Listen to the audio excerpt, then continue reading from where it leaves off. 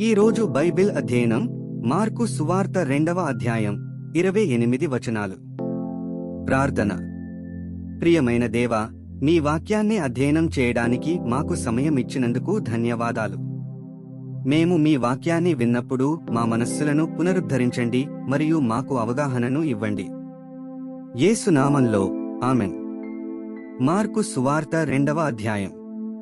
కొన్ని దినములైన పిమ్మట ఆయన మరల కపెర్నహూములోనికి వచ్చెను. ఆయన ఇంట ఉన్నాడని వినవచ్చినప్పుడు అనేకులు కూడివచ్చిరి గనుక వాకిటనైనను వారికి స్థలము లేకపోయెను. ఆయన వారికి వాక్యము బోధించుచుండగా కొందరు పక్షవాయువు గల ఒక మనుష్యుని నలుగురి చేత మోయించుకుని ఆయన యొద్దకు తీసుకుని వచ్చిరి. చాలామంది కూడియున్నందున వారాయన యొద్దకు చేరలేక ఆయన యున్న చోటికి పైగా ఇంటి కప్పు విప్పి సందుచేసి పక్షవాయువు గల వానిని పరుపుతోనే దింపిరి. యేసు వారి విశ్వాసము చూచి, కుమారుడా, నీ పాపములు క్షమింపబడియున్నవని పక్షవాయువు గలవానితో చెప్పెను. శాస్త్రులలో కొందరు అక్కడ కూర్చుండియుండిరి. వారు, ఇతడు ఇట్లెందుకు చెప్పుచున్నాడు? దేవదూషణ చేయుచున్నాడు గదా.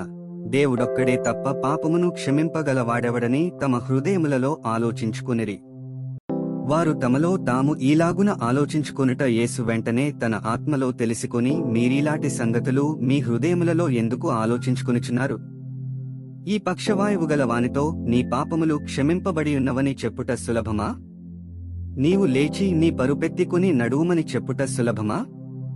అయితే పాపములు క్షమించుటకు భూమి మీద మనుష్యకుమారునికి అధికారము కలదని మీరు తెలిసికొనవలెనని వారితో చెప్పి, పక్షవాయువు గలవానిని చూచి, నీవు లేచి నీ పరుపెత్తికొని ఇంటికి పొమ్మని నీతో చెప్పుచున్నానెను.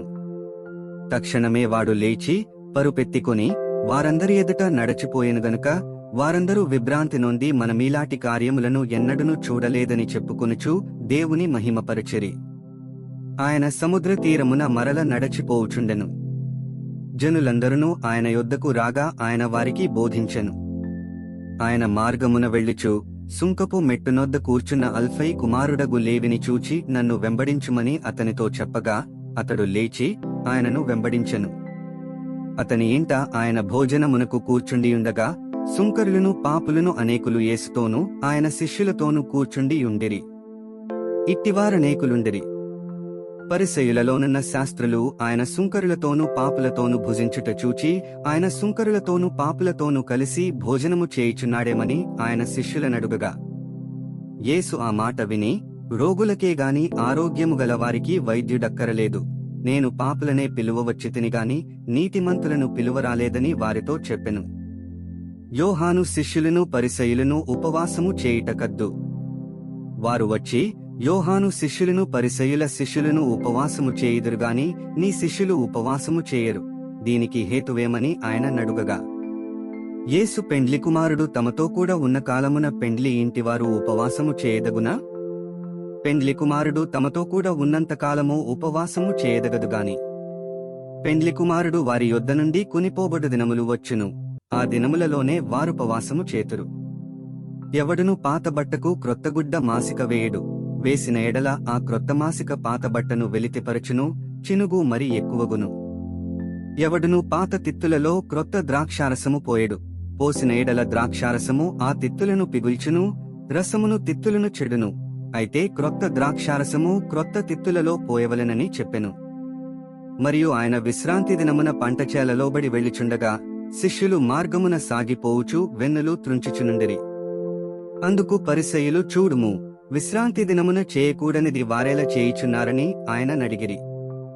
అందుకాయన వారితో ఇట్లనెను, తానును తనతో కూడా నున్నవారును ఆకలిగొనినందున దావీదునకు అవసరము వచ్చినప్పుడు అతడు చేసినది మీరెన్నడూ చదువలేదా?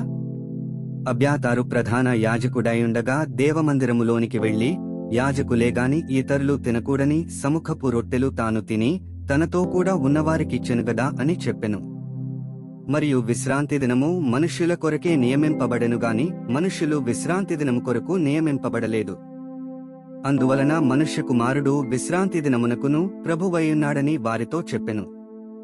28 వచనాలు చదివియున్నాము. ముగింపు ప్రార్థన. సర్వశక్తిమంతుడైన దేవా, నీవే మార్గము, సత్యము మరియు జీవము. చదివిన వాక్యాన్ని మీ కృప ద్వారా మా హృదయాలలో ఉంచుకుని మా జీవితంలో అన్వయించుకోవడానికి మాకు సహాయం చేయండి. ఆమెన్.